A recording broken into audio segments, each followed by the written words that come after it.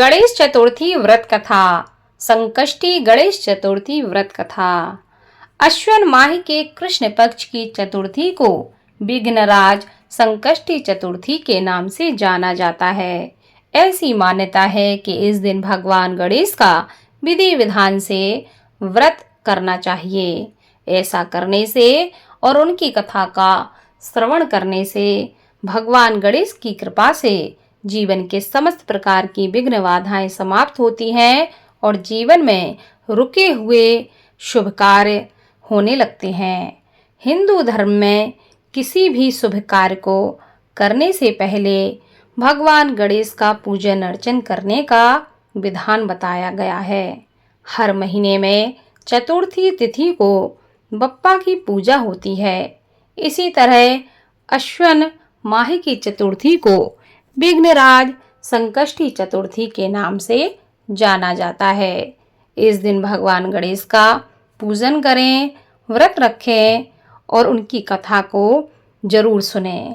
ऐसा सुनने से समस्त मनोरथ पूर्ण होते हैं और जीवन के कष्ट दूर होते हैं। एक समय की बात है, बाणासुर की कन्या उषा ने सोते समय अनिरुद्ध का सपना देखा।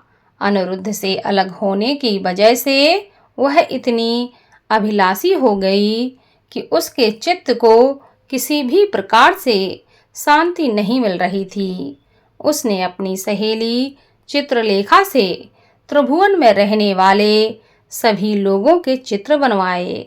जब चित्र में उसने अनिरुद्ध को देखा तो कहा, मैंने उस व्यक्ति को अपने सपने में देखा है।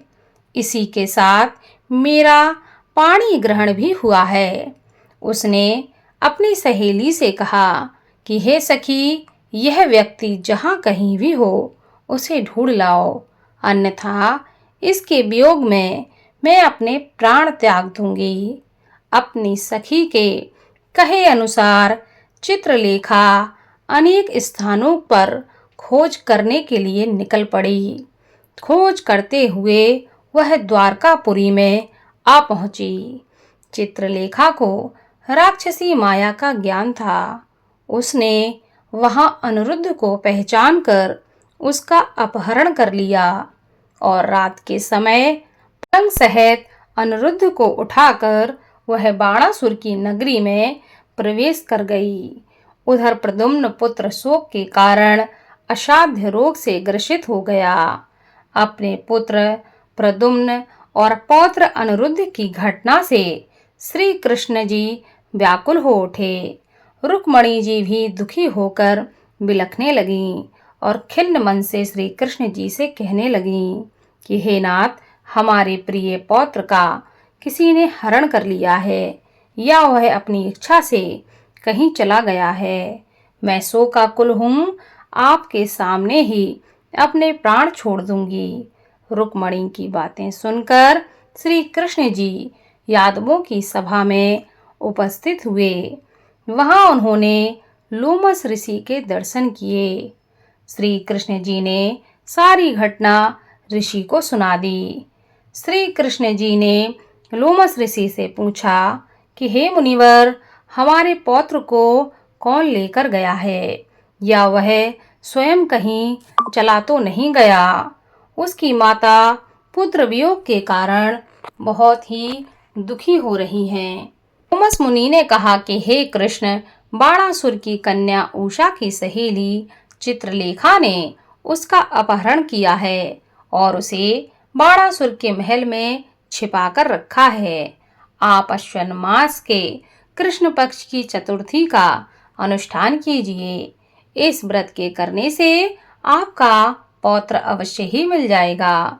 श्री कृष्ण जी ने लोमस ऋषि के कहे अनुसार व्रत किया और इस व्रत के प्रभाव से उन्होंने बाणासुर को परास्त किया और भगवान कृष्ण ने बाणासुर की सहस्त्र भुजाओं को काट डाला। ऐसी सफलता मिलने के कारण व्रत का प्रभाव ही था। कहते हैं कि यह व्रत संपूर्ण विपत्तियों का विनाश करता है और इस व्रत की महिमा का वर्णन बड़े बड़े विद्वान भी नहीं कर सकते। कोई भी कैसा भी बड़ा संकट हो, समस्त प्रकार के संकटों का यह व्रत नाश कर देता है। कुंती पुत्र, मैंने इसका अनुभव स्वयं किया है। यह मैं आपसे सत्य कह रहा हूँ और आप भी अपनी जीवन की समस्याओं को समाप्त करने के लिए इस व्रत को करो, जिससे आपके जीवन के कष्ट भी समाप्त हो जाएंगे। बोलो भगवान गणेश की जय।